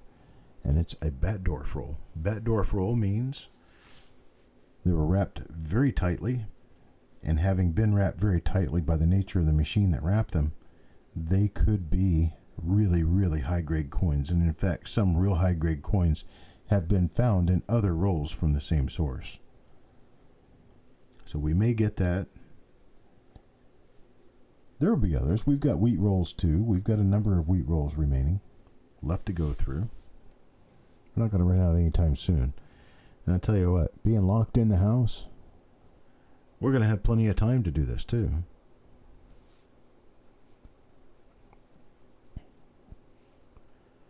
So Chuck gets his 3. Let's see, who all gets what? Paul Hampton for 5, Steve A for 2, Shannon McCord for 3, D. Reese for 5, Wild Bill for 5, Chuck Patilla for 3, James Worley for 3. 5. Sorry, James Worley should... Oh, wait a minute. James Worley's only going to get 3 because that ends the roll. So we're at the end of the 1995D roll. And Chuck Patilla got his 3, but James Worley, instead of 5, will only get 3. And Stonecutter, I got to cut you out. Sorry, brother. See what I did there? I hate using puns with people's names. It just happens to work out that way sometimes. That's right. This roll right here is a Batdorf roll. You see how the cut in the paper makes a V shape? Well, that's what a Batdorf roll is. And then these other rolls, let's see. That's a Batdorf. That one is, and that one is, and that is. But this one is not. You see how there's just a slit that goes all the way through the roll. Here's another one that's not. This is not a Batdorf roll. So this one is not. This one is not. This one is. This one is. This one is. And this one is. And that one is. as is the next roll we're going to be doing. The next roll we're going to be doing is a 1997 Philadelphia. 1997 Philadelphia. We're going to be looking for doubled ears in this one. And given that they're only $1 a coin, what can you lose, right? So we're going to do maybe your ear. 1997 Philadelphia. We're going to be doing these at $1 per coin. I'm going to do a limit of 5 per person. Get your guns all cocked and ready to shoot because I'm about to pull the trigger. There we go. 1997 Philadelphia. $1 per coin, limit of 5 per person.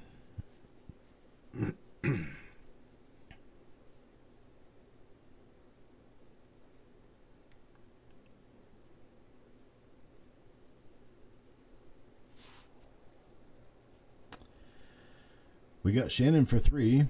JOB gets 2. Levels of Madness gets 5. Adam Chambers for 3. Jeff Dunn for 5. Chuck Patillo for 2. Then we got Jim Fletcher for 3. Joe McBride for 2. Wild Bill gets 2. Even on his crappy connection, he managed to get into this roll. Paul Hampton for 5. Farm Dog for 3. Yeah, maybe if you sent me smoke signals, Wild Bill, I might be able to see those faster. We're only one state away, right? So James Worley wants 4. And then Midnight Silver Run for 2. Steve A for 2. And Deanne for 1. And what's that going to... That's going to bring us down to 1, 2, 3, 4, 5, 6 coins remaining. 6 coins remaining. If anybody wants to speak for the 6 coins that are remaining or any portion of them, let me know now. They are $1 a piece. I'm not going to do a restart on this one. Just tell me. First people to tell me that they want 1 or more of the 6 coins remaining will get them.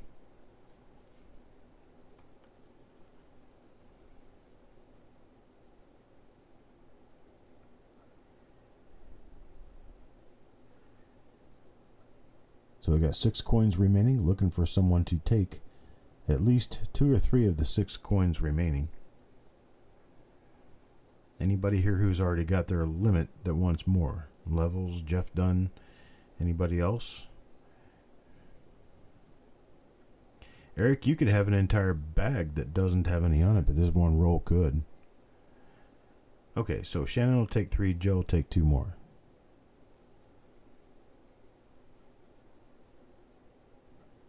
And then we'll just put a reserve on the last one and give it away. Give it away, give it away, give it away, girl. All right, so the last roll for the evening. This is going to be reveal number 105. Reveal number 105 is a 1998 Philadelphia roll. And, of course, on this one, we're probably going to be looking for the white AMs, or at least we're going to try to look for white AMs. 1998 is a pretty decent year to be looking for white AMs. They're not all that uncommon. I tell you what, go back and put Deanne on that roll. She wants 1 more. So she'll get 2 out of that roll. Just take the reserve down and put Deanne in there. So for this 1998 Philadelphia roll, we're going to be doing these at $1 a piece. So there's 1998 Philadelphia, $1 each, a limit of 5 per person.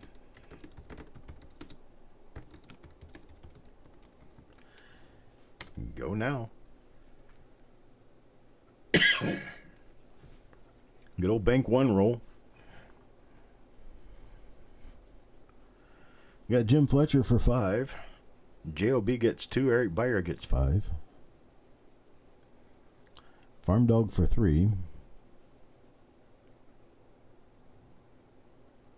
Chuck Patillo gets 3.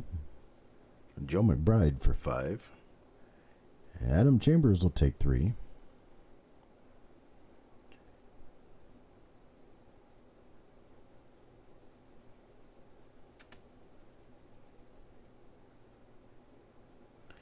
Paul Hampton for 5. Jeff Dunn for 5. Doug Reese for 5.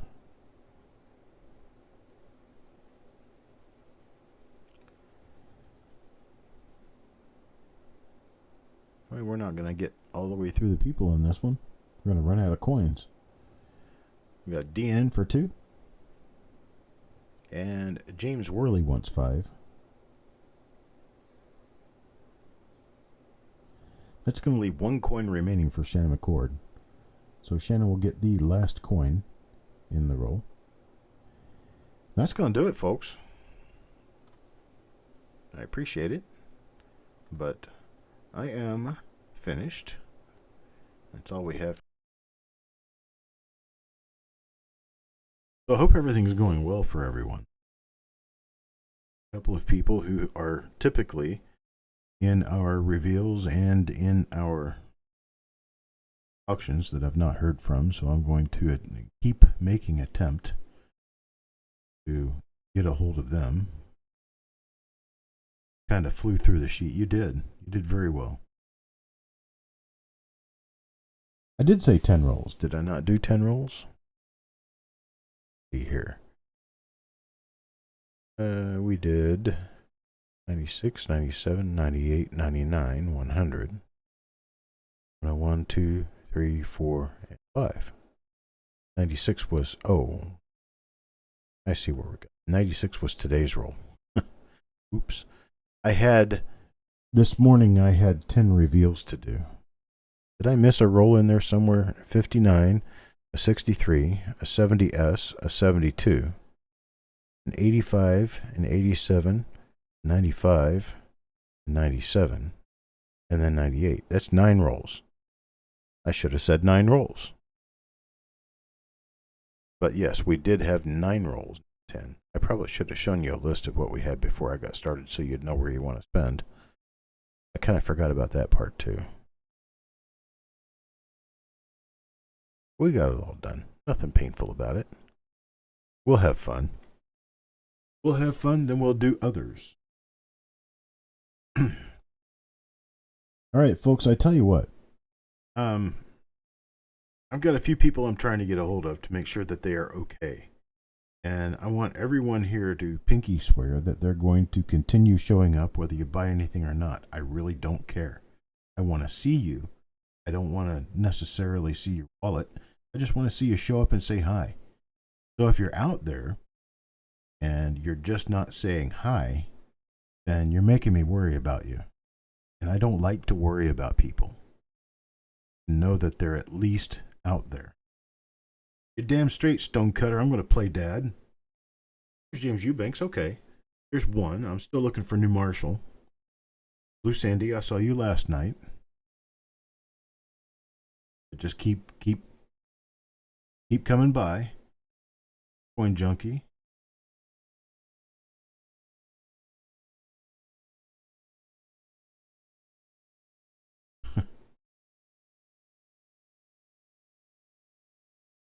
Let's see. I'm looking for Steve Elliott. I'm looking for a New Marshall in town. I'll start writing these down because remembering them is getting too difficult to do. I did get to see Cud's R Us today, so I want to make sure he was okay. We're living in time right now, very odd and very strange. So we've never been through this before. We may be going through a lot more in the near future that we did not realize that we're going to have to go through. And I want to make sure that we're doing it together, because I don't want to find out that we had to leave anybody behind. I really don't want to. I don't want to have to face that, because you guys have become my family. Do you see Marshall today? Good. Oh, it will get worse. It's going to get worse before it gets better. I can tell you that for sure. Don't be too alarmed if you happen to see on the news that there's going to be a huge spike in the number of reported cases in the next few days, because it's just been the last few days that they have gotten the test kits out there en masse and are ready to test a whole bunch of people. And I'm sure a whole bunch of people are going to be positive. And so we could easily go from 11, 12,000 cases to 30,000 cases inside of a day. I haven't seen Bulldog either, and that's one of the people I'm going to be looking for. Him, and I've got Victoria on my mind. I've got I need to go back and look at my list because anybody I haven't seen in the last few days, I'm going to be going out to check up on them.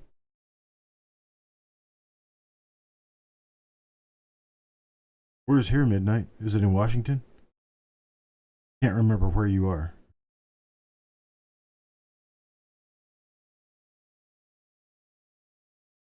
Another nursing home got infected here, so that tells me you're in Washington because that's where the first one was. Illinois. Okay. It's just not good. So the novel virus was able to mutate in that it was able to attack humans. Second mutation is where humans could go transmit to humans. So it's human-to-human transmission at this point. But then we've had a third mutation. Third mutation actually created two different strains. And we have one strain and then a different strain, which is why it's so hard to create a virus for it, because it keeps mutating. Mandatory shelter in place in a Chicago suburb. I saw Hawkeye last night, Paul. He was here last night.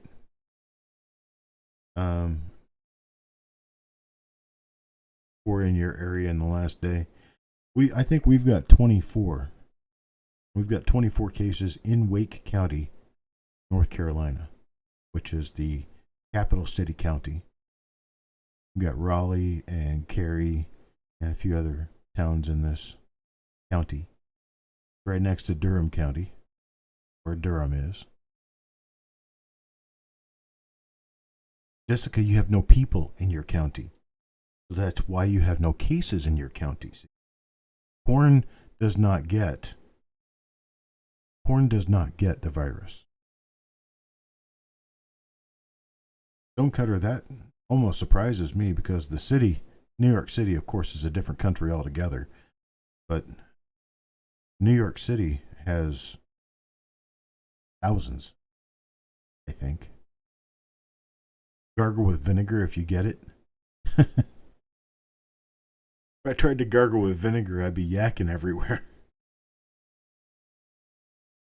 That's right, your county's full of fishermen. You guys never talk to each other.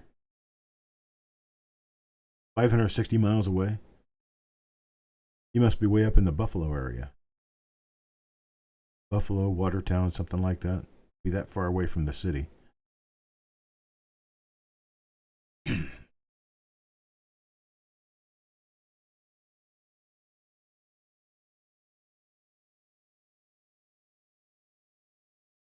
20 miles from Erie. Okay, you're over in snow country.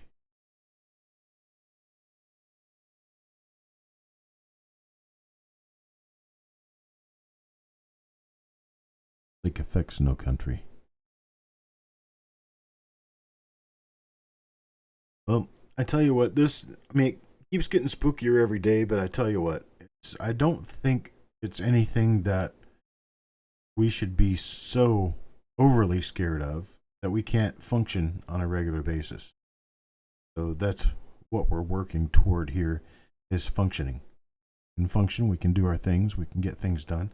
I think it's more of an economic bash than it is the illness itself. I don't think the illness is really all that horrible. I think it's more the panic that was created as a result. And that panic has caused an economic bash. And we're going to... it's going to get a lot worse before it gets better. We were down below 19,000 for a little while today, back up to 19,000, and I think it closed at 19,800, which is a loss of almost 2,000 on the day. And it's just tough all the way around, I'm sure. But I appreciate you guys showing. I appreciate the if you look on the channel, there are 5 of these rolls, actually 4 of these rolls are scheduled for tomorrow. The 1959D roll will be at 12 p.m. Eastern. The 1963D roll will be at 3 p.m. Eastern. The 1970S roll at 6 p.m. Eastern. And the 1972 Philadelphia roll will be at 9 p.m. Eastern tomorrow. And then we will get into the remaining 5 rolls on Friday and Saturday. Stagger those up a little, doing a few per day. And I'll try to get them done a little bit later in the day so that people don't miss them. And yes, that's all I've got for now. Need to go down and have my dinner. I appreciate everyone showing up. I appreciate everyone. And I definitely want to make sure that we remain an intact family. So you guys stay safe out there. Stay good. Do the right thing. And wash your hands just like your mama taught you when you were little. I'll talk to you later.